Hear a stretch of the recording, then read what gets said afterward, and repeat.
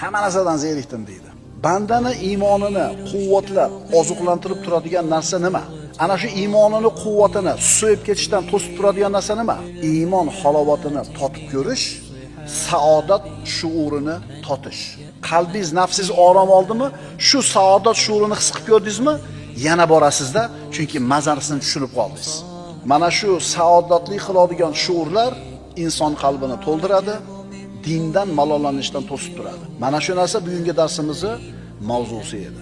Gohida qalbi o'lgan odam bilan o'tirib gaplashib qolasan. Hamma narsadan zerikkan, hamma narsadan to'ygan, malollangan, hech narsani xohlamaydi. Qalbida insoniy shuurlar o'chib qolgan. Bunaqa odam bilan 1 soat o'tirganingdan keyin uning ruhiy holati senga ta'sir qiladi. Senga mana shu salbiy holatdan nima bo'ladi? Yuqadi.